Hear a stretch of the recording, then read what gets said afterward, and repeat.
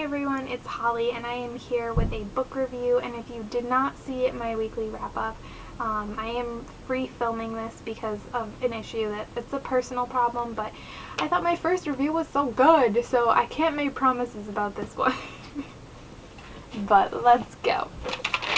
So this is going to be a review of the Cahilll Witch Chronicles by Jessica Spotswood, and it's a trilogy, and the first book is Born Wicked. Isn't this cover gorgeous? And it's that soft, beautiful cover. The second one is Star-Cursed, and the third one is Sister's Fate. I gave the first book 4 stars, I think, and the second and third 4.5, although I cannot tell you which one is my favorite right now. I guess I'll start by giving you like a quick little synopsis. This series takes place in an alternative like New England history where around the turn of the century, and witches used to be really prevalent and they did a lot of bad things in the world. And then this religious organization known as the Brotherhood, I think they're the brothers, they kind of rose up and crushed the witches, and there was like witch burnings and drownings and all those horrible things. And now so yeah, the brothers are in charge now, and witchery is outlawed, and women are really oppressed. Like they've really, I mean, like everyone is oppressed, but women especially have lived really harsh lives. And the story follows Kate, who is a witch, and her 2 sisters who are also witches.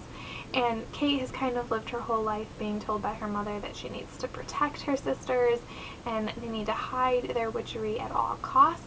And then they get wrapped up into this big prophecy about being 3 sisters who are witches, and that one of them will either bring great terror or greatness, basically. And she has to kind of figure out where that leaves her and what she wants out of life, and there's also an amazing romance blended in with it. It's amazing. So the writing is great. I've talked about this before in wrap-ups. I feel like Jessica Spotswood's writing reads a lot like a contemporary. It's really easy to get into. It's historical, but you don't feel like you're reading like a classic novel or anything like that. And the dialogue is really easy to read and flows well, and it just works perfectly. And I love the characters. Kate is amazing. I think she's an amazing protagonist. She never annoyed me. She has a great voice. I like her like personal struggles. She really deals with like what she wants out of life and how that impacts everybody around her, and can she be selfish, and is that a bad thing, or like does she need to give up everything for her sisters, and all of those things. And then there's Finn, who is the like love interest, and he's a beta hero, which I just think you don't see enough of in YA. I mean, you don't see enough of it at all, but he's amazing. He's so cute. He wears glasses and he loves to read, and he's a little man after my own heart and everything. But he is great as well. And there's tons of great side characters who are really fleshed out. Obviously there's Kate's sisters, there's other girls who are like witches, and Finn's family, and all of these different characters who you really get to know their personalities, you get to know them, and the world is also pretty diverse. There's especially a lot of like Chinese immigrants in the area, so you have a lot of that. And there isn't a lot of like racial tension within the book. There's definitely tensions between the sexes, but not necessarily the races, which I think is interesting. The relationships are done perfectly. So first there's the obvious romantic relationship between Kate and Finn, and I think it's probably one of the best I've read in YA. It's super healthy, and you could like, it grows organically and it feels natural, and the way that they work with each other and solve their problems, like they're not perfect, they fight and they have disagreements, but they talk about things and they reason things out, and they have logical decisions, and it's just kind of refreshing to see in a world where a lot of times drama is just created by not talking to each other, which I've talked about a lot, is least favorite of mine. And then the other main relationship is probably Kate's relationship with her sisters.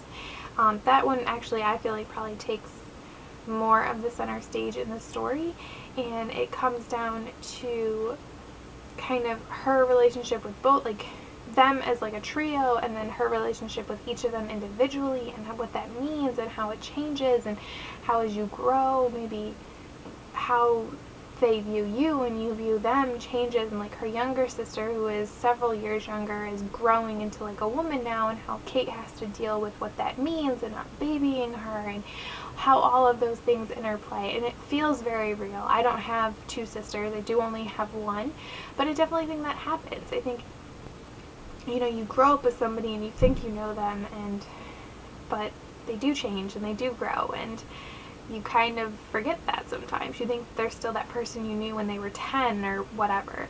And I love this world, and I think the world building is really good. Obviously it's still basically our world with some witchcraft thrown in, but she does a great job of setting the scene, like where you are, and then with the witchcraft. It's not overly complicated magic, but she does a good job of explaining it. So you have like healing magic, verbal magic where you can like, and silent magic where you can like move things and that kind of stuff, and then also like magic that controls people's brains and you can manipulate them and everything. Totally makes it understandable and easy to comprehend. And the only other thing is that this book is chock full of women. Good women, bad women, strong women, weak women, all kinds of things. Oh my god, I need to go really fast because that means that my bread is done and I don't want it to overcook. Okay, is women.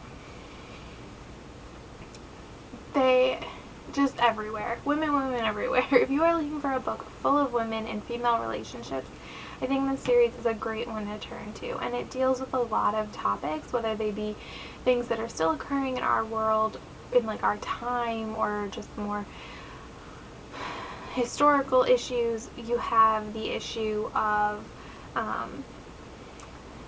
like female sexuality, there's lesbian relationships, there's female friendships, there's female like distrust and jealousy, the idea of not having any agency or not being able to learn things, but at the same time having that struggle, that lack of agency, because the government has taken away like anything you have. You can't vote, you can't own anything, you have no control over your life, but then you're a witch and you have all this power, like you physically have power to control things, but the world around you has taken that away from you. And I think that's very interesting how she handles it. And she really does cover a lot of topics and a lot of issues that can surround women without it coming across like PSA or anything like that. So I guess the only thing left to say is, would I recommend this series? And I would say absolutely. Obviously, like, did I say any bad things? No, not really.